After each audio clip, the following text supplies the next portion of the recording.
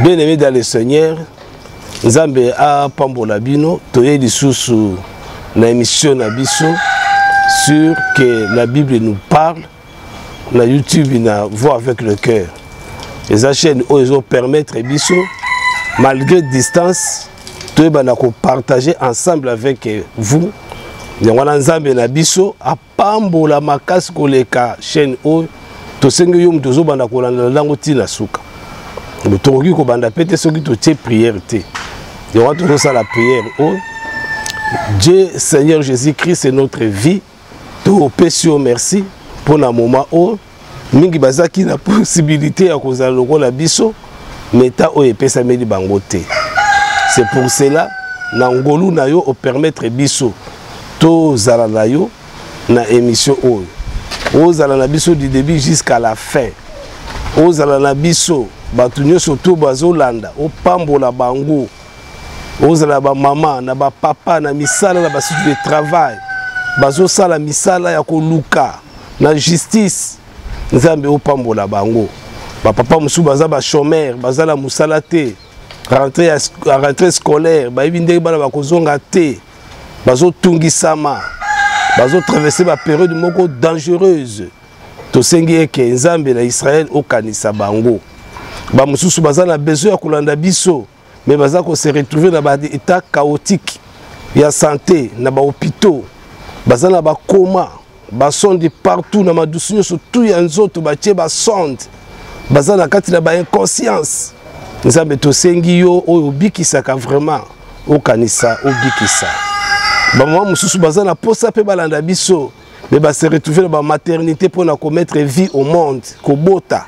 Nzambe o batela bango et que ba kobota nyoso tout forcé kobota nyoso tout ya ba césarien ezala musika na bango babota normalement na voix basse o pambola mboka na biso pambola mokonza mboka o pesa sagesse intelligence lisusu koleka a diriger mboka oyo parce que bokonzi nyoso tout ndenge balobi na Romains chapitre 13 verset 1 et utaka na yo pambola ba soda, pambola ba policier, pambola ba service nyoso, ba commerçant, ba cordonnier, ba otu ba okiko mi pesa pona kolanda biso Yesu Masia o pambola bango. Émission ezala béni na kombo na Yesu Christo. Amen. Voilà bien aimé dans le Seigneur. Les autres ont parlé sur toujours ko bakaka na émission na biso sur les acteurs, les principaux acteurs de la première moitié de la grande tribulation. Alors, tu as maïle pour nous surtout à comprendre makambu oyo ekoya. Pour te soutenir ki mingi, si tu avancer mouke pour te comprendre. Tolobaki ekozala na batunini bakotikala après l'enlèvement de l'église. Tokozonga sous mouke l'enlèvement de l'église, mais tout après l'enlèvement de l'église, banani bakozala sur la terre. Après l'enlèvement de l'église, tu es bien que Sali et Kozonga na Israël. Donc Tokozala na Israël comme état peuple élu, comme état peuple de Dieu, hein, parce que Bible le dit que les Sali viennent des Juifs. Bango bako tikala après l'enlèvement de l'église. Bible le dit une partie d'Israël va demeurer dans l'incrédulité. Donc une partie bamususu bazaki associé na foi avec Christ. Bakotaki na église, bango bakozala sauver pe enlever. Mais il est parti à Israël, bakotika après l'enlèvement. Après bango tokozala lisusu na ba escarpe, c'est-à-dire que ba chrétien oyo bazaki kotambola likolo na distraction na vie. Alors bango pe bakotika la tokozala na ba nation, c'est-à-dire que ba oyo ti lelo bandimaka la bango tu Jésus te soko zo ba makambo Yesu o kuna bazo critiquer bino.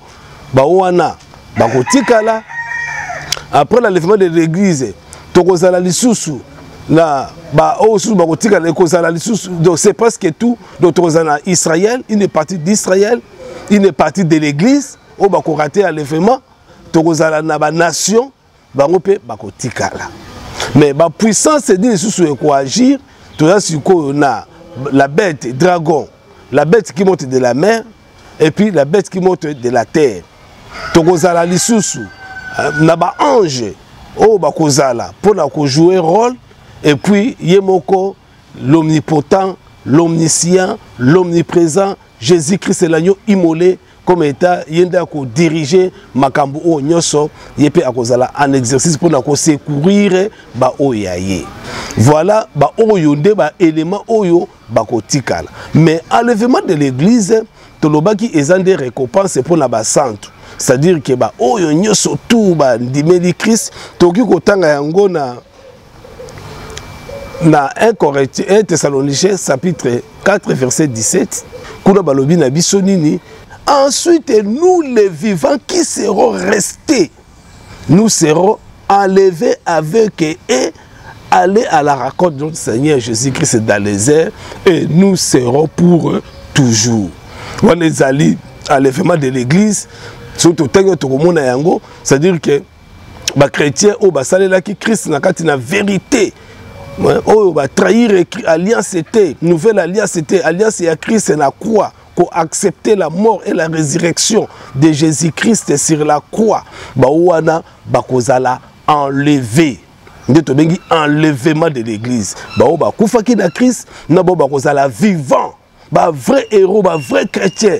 Baou pesa ba mi tumba mbeka. Oh Christ alobaki que si quelqu'un veut venir à moi, ami boya yemoko et qu'il se charge de sa croix et qu'il me suive. Bango wanande, baboya monde, baboya mokili, bandima kokufa to ba chrétien à Simirne. Bango nde sikoyo, bakozala comme bafoui à première qualité, ou bakozala enlevé pour que le kokutana na Christ dans les airs. Nde to bengi enlèvement de l'église. To loba que ce qui est bien aimé mutako sabi sauter. L'enlèvement de l'église est réel. L'enlèvement de l'église est concret. Et ça réel. Pour matin à mingi so bilo pona ko distraire batu ki enlèvement de l'église c'est comme si exaté. Mais enlèvement de l'église est réel. Alors, après l'enlèvement de batu to tangi wana bango mutu bako zala sur la terre. Israël, pourquoi? Parce que une récompense il y a Israël. Israël vous allez récompenser.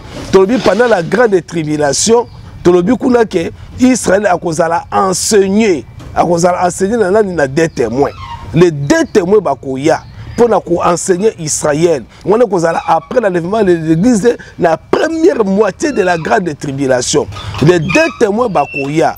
Bakoya na pouvoir, bakoya na pifo, bakoya na pouvoir, bakoya capable ya ko balusa mai et comme makila. Bakozala capable ya kobele la moto et outa na likolo et qui pour consommer baini na bango. Bako évangéliser Israël pendant 1260 jours. 1260 jours wana égale 42 mois. 42 mois eza 3 ans et demi. Bien aimé nazolo balisusu ke ba année oyo ba jour oyo eza exact. Parce que nombre oyo biso toyebite eza période de la grâce. Parce que période de la grâce toyebite dirait nango kozala jusqu'à quand? Pour depuis la mort de Christ et la résurrection de Christ, lycée qu'on a eu, début à l'église, tilelo, l'infusion du Saint-Esprit, tilelo, tout ça qu'à la période de la grâce, on sait que que bisogno sur ton kota, ton dimaï pour ton vivre, à changer pour assomba biso la makila naï. Alors, 1260 jours où il y a deux témoins et qu'on a pour évangéliser Israël pour reconnaître Messie. Parce que jusqu'à aujourd'hui, bango bazo reconnaître que Jésus-Christ est le Messie, bazo zela. Si on a un documentaire, les noms la télévision, na internet, on clique Jérusalem, l'adoration à Jérusalem, on commence la façon dont ba Yuda, bazo gumba mela, bazo sale la Torah, bazo sale la loi mosaïque, et puis bazo la religion, la bango ba pratique, bazo la islam, biloko ebele za kuna o bango bazo sale. Mais nous voulons dire que après l'enlèvement, les deux témoins bakoya. Au moins la parole chapitre 7, va parler de la biso, 144 000 membres d'Israël. Bango peut marquer des sauts dans le but de pèleriniser toujours le message, de enseigner le peuple de Dieu, pour comprendre que Christ, c'est lui-là le véritable Messie. Voilà, donc pendant 1260 jours, et il y a évangélisation. Totanga qui na livre à Daniel, totanga livre à Daniel, dans le chapitre 7, j'espère, tango Daniel a mon vision. Balobi na biso que la bête fera l'alliance avec Israël, avec le peuple saint. Mais au milieu de la semaine, ok, une semaine selon le calendrier hébreu, ils ont 7 ans. Maintenant, au milieu de 7 ans, c'est-à-dire 3 ans et demi, Babi Antéchrist a rompre l'alliance Wana. A kokata alliance Wana.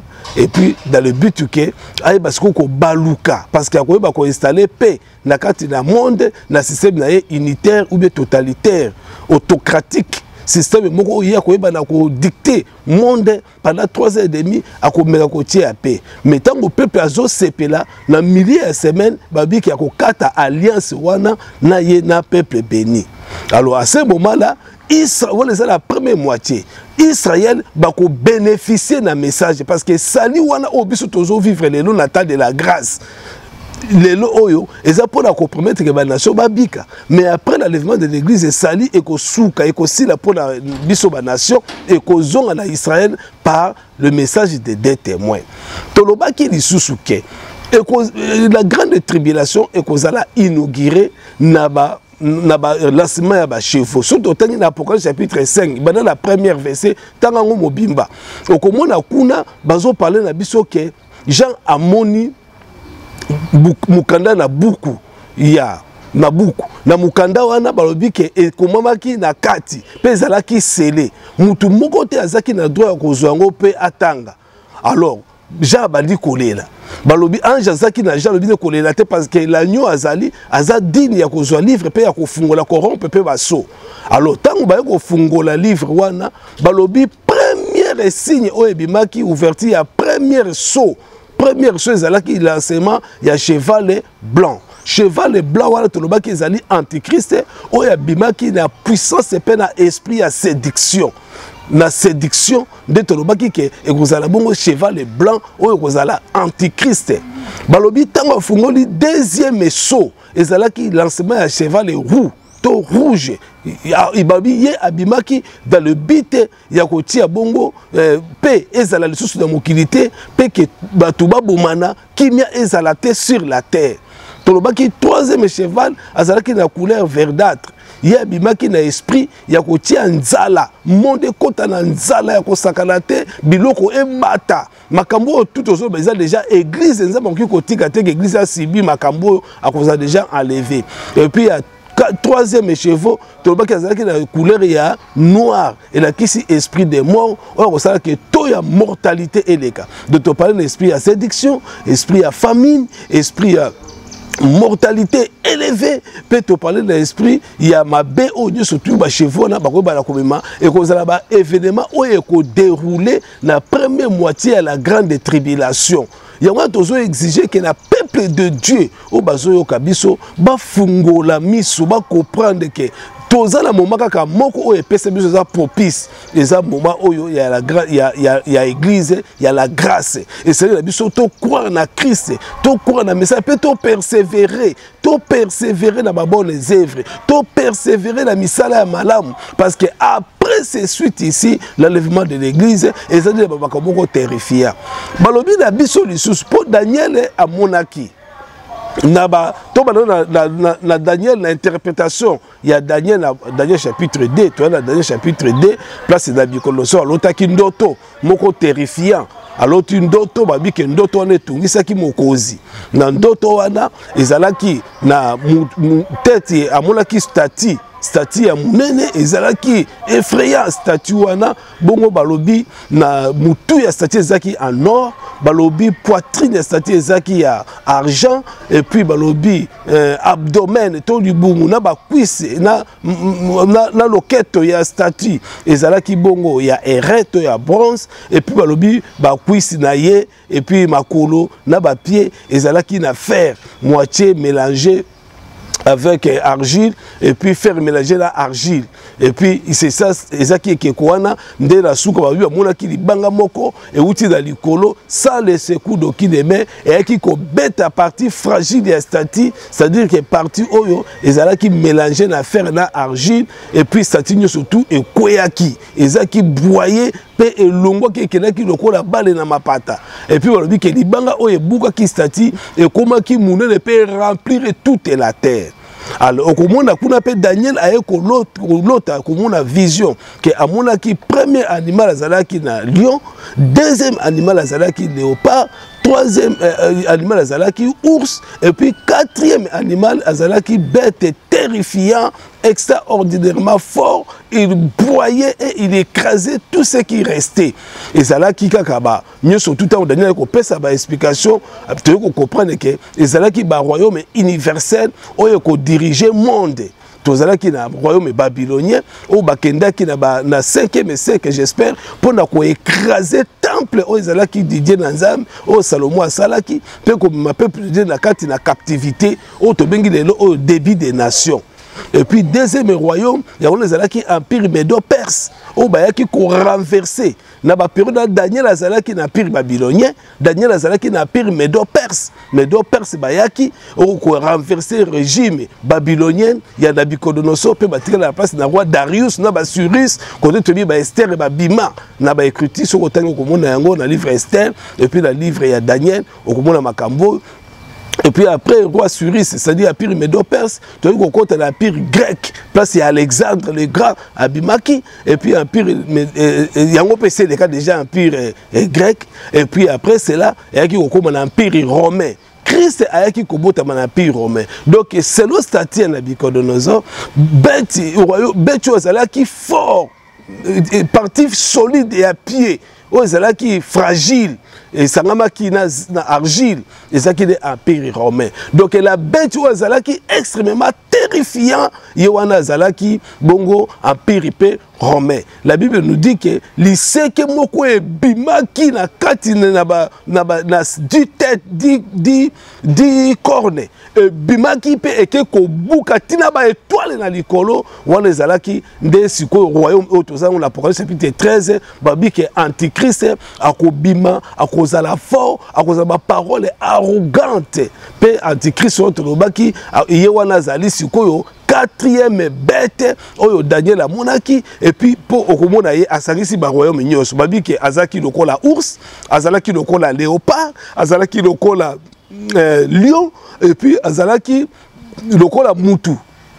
Donc, ma caractéristique voilà nyonso ya ba royaume wana ezala empire babylonien, empire médo-perse, empire grec, empire romain, nyonso tout, c'est-à-dire que yé a cause force ya ba empire wala nyonso tout pour ba ko maltraiter, ko diriger avec autorité monde. Ya autre lobby que a cause une période de monsouillé. Oh nzamba lobby que si ces périodes n'étaient pas abrégées, même les élites Sero, Sikombe, les élus wana tozoloba ndetulubi kiza Israël o à ce moment là bakoza la protéger na message il y a les deux témoins o bakoza na esprit il y a puissance il y a kokitisa moto kokuta na likolo pona ko consommer ba ini na bango pona bezri ya protection na bango bakoza appelle la capacité à kobongo la mai et koma makila et vous savez la première moitié de la grande tribulation et puis bête wana tolobaki ou yé antichrist yo ba bien que la bête va travailler maintenant en relation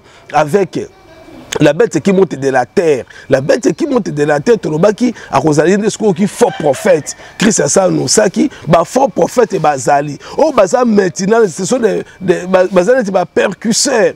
Bazal qui d'avance pour nous annoncer arriver. Il y a grand roi na bango, le faux prophète, l'esprit à séduction. Balobi a la forme na ba corde ya agneau. Mais mungongo o ezo bima na kati na ye eza ya agnote eza de mungongo ya dragon. Ok, dragon total dans Apocalypse chapitre 12 eza serpent ancien, le diable oyo séducteur, accusateur oyo fundaka réunion surtout ko sala mabe pour le peuple là to ebi lisusu boy que la tentation à Jésus-Christ c'est bien aimé dans les scènes toujours que les banques parce que batala petit ça comme minke la tentation à Jésus-Christ c'est tant qu'il qui na montagne Bible dit que Satan abimela qui les serpents abimela qui Jésus-Christ pour la kolobane que donc mokili oyo nyonso epesa melanga il suffit seulement yo gumba melanga penga la ko pesa yo monde oyo mais tu dis que Christ a boyaki proposition wana mais proposition antichrist a kondima yango ya wabi que dragon a ko incarner autorité na nyonso na kati na antichrist après l'enlèvement de l'église pour la koluka ko zwa batu. Alors, Antichrist wana, il y a qu'à travailler parallèlement, ensemble avec la bête qui monte de la terre. La bête qui monte de la terre, il y a un faux prophète, ou un faux Saint-Esprit. Il y a un pour adorer la bête. La bête, il y a un Antichrist. Toloba Kibu. Basala qui même ekeko, il y a zaki na mezi ya ko animer ekeko wana. Pour ekeko banda ko tambola pe ekeko banda ko loba. C'est ça puissance yazala qui dango capable wana imaginer que ekeko bosali e komi ko tambola komi ko bima ko loba pe ko bimisa maloba ya blasphémation contre Dieu. C'est ça c'est gazaki da autorité et ko sala que babi batu nyoso tout va adorer la bête qui monte de la mer, la bête qui monte de la terre. Il fera que l'adorateur et nyoso, tout va croire le message naie, na ba miracle naie, ba adorer la bête. Et qu'on a la période il y a ba démonstration, il y a ba période il y a ba miracle wana et qu'on a la séduction. Tout le monde a quand même dans la carte de bénédiction passé avant qu'on a beaucoup de miracles, tout ba tondi kuna, mais wana miracle wana tout le monde a kuna et qu'on a la miracle ya maël ya mabe parce que babi qui a cause la semblable na agneau yo zomo na ye ki azali mosali na nzambe mais tant azo bimisa maloba wana ezaki de maloba ya dragon azaki ko prononcer ba paroles arrogantes azaki ko bimisa ba paroles ya ko tuka nani ko tuka nzambe oyo azana éternité pe ko tuka ba saint c'est-à-dire que église oyo ezaki enlevé pour babi que akotuka même ba santu oyo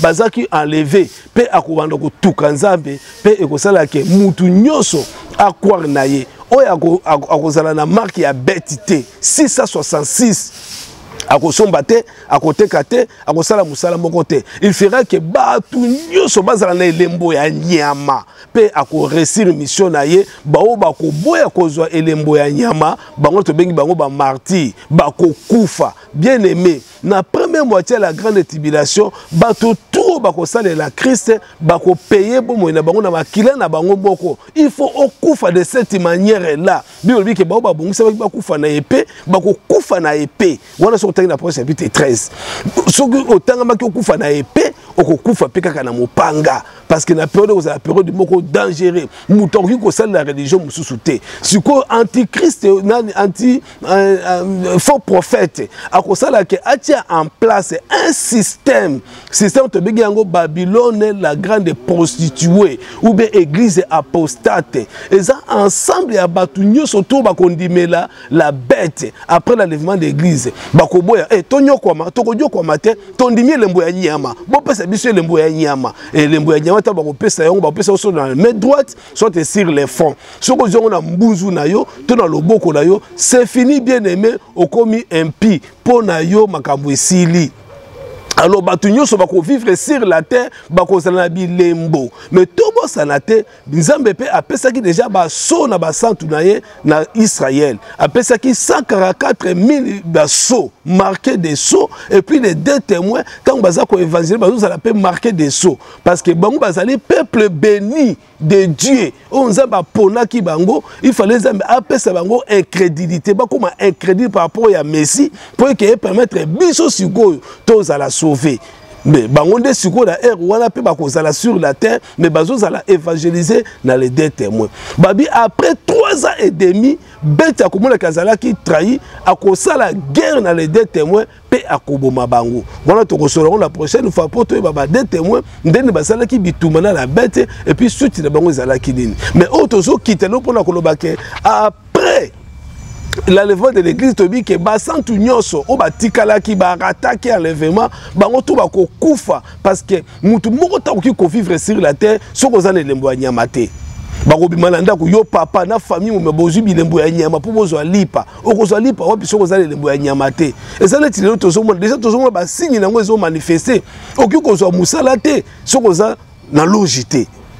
Il faut batala azaladi pozo musala okozwate de même kune kozalande très accentué. Alors ce que je le wanyama, c'est-à-dire au sali pacte na la bête directement au côté de l'église apostate, église apostate on te bengango Babylone la grande prostituée, on te parler on peut la prochaine émission la biso et ça nini et ça qu'un système mis en place pour la tunyo surtout au ba chrétien apostate, c'est-à-dire ba tout ba boy Christ pour la kozwa lipa. Baboyi Christ pour basala na kimi babatela nzoto. OK, na Galates chapitre nango verset 5 so ba dia partir 17e verset au kititi na sekola ba parler ba fruit de la chair. Ba to ba kolinga ba fruit de la chair. Bango wana sikoyo ba kozwa bilembo ya nyama. Bilembo ya nyama on ko empêcher bango siko ba vivre bonheur ya Christ parce que la première moitié l'enlèvement koto nzalezali koto yo séduction na ba parole na ba prodige na ba miracle ba ezobima na nzela ya faux prophète